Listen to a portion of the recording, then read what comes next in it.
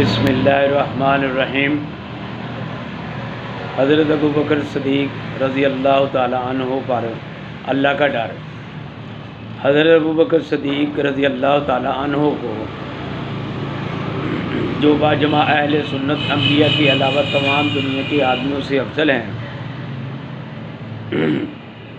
اور ان کا جنتی ہونا یقینی ہے کہ خود حضور اقدس صلی اللہ علیہ وسلم نے ان کو جنتی ہونے کی بشارت دی، بلکہ جنتیوں کی ایک جماعت کا سردار بتایا اور جنت کے سب دروازوں سے ان کی پکار و بلاوے کی خوشخبری دی، اور یہ بھی فرمایا کہ میری امت میں سب سے پہلے ابوبکر جنت میں داخل ہوں گے۔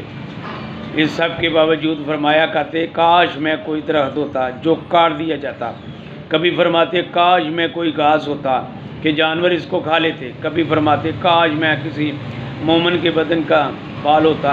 ایک مرتبہ ایک باغ میں تشریف لے گئے اور ایک جانور کو بیٹھا ہوا دیکھا کہ ٹھنڈا سانس بھرا، اور فرمایا تو کس قدر لطف میں ہے کہ کھاتا پیتا اور درختوں کے سائے میں پھرتا ہے، اور آخرت میں تجھ پر کوئی حساب کتاب نہیں۔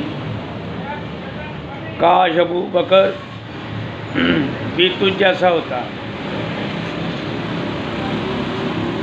رابعہ سلمہ رضی اللہ تعالیٰ عنہ کہتے ہیں کہ ایک مرتبہ کسی بات پر مجھ میں اور حضرت ابوبکر صدیق میں کچھ بات بڑھ گئی، اور انہوں نے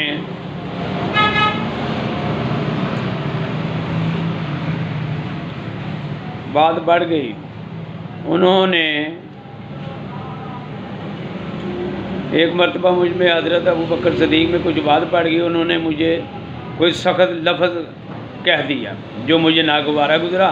فوراً ان کو خیال ہوا، مجھ سے فرمایا کہ تم مجھے کہہ دے تاکہ بدلہ ہو جائے۔ میں نے کہنے سے انکار کیا تو انہوں نے فرمایا کہ تم یہ تو کہہ لو، ورنہ میں حضور صلی اللہ علیہ وسلم سے جا کر عرض کروں گا۔ میں نے اس بار بھی جوابی لفظ کہنے سے انکار کیا۔ وہ اٹھ کر چلے گئے۔ بنو اسلم کے کچھ لوگ آئے، کہنے لگے یہ بھی اچھی بات ہے کہ خود ہی تو زیادتی کی اور خود ہی الٹی حضور سے شکایت کریں۔ میں نے کہا تم جانتے بھی ہو یہ کون ہے؟ یہ ابوبکر صدیق رضی اللہ تعالیٰ عنہ ہیں۔ اگر یہ خفا ہو گئے تو اللہ کا لاڈلا رسول مجھ سے خفا ہو جائے گا۔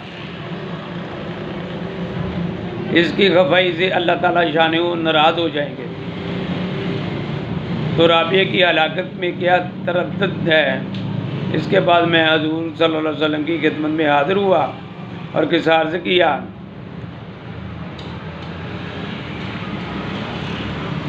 کہ حضور صلی اللہ علیہ وسلم نے فرمایا ٹھیک ہے، تجھے جواب میں اور بدلہ میں کہنا نہیں چاہیے، البتہ اس کے بدلے میں یوں کہے کہ اے ابوبکر اللہ تمہیں معاف فرما دے۔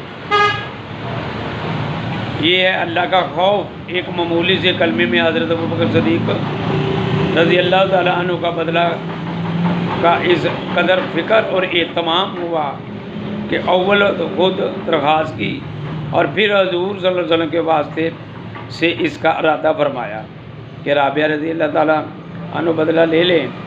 آج ہم سینکڑوں باتیں ایک دوسرے کو کہہ دیتے ہیں، اس کا خیال بھی نہیں ہوتا کہ اس کا آخرت میں بدلہ بھی لیا جائے گا، یہ حساب کتاب بھی ہوگا۔ اللہ تعالیٰ ہمیں اس پر عمل کرنے کی توفیق عطا فرمائے۔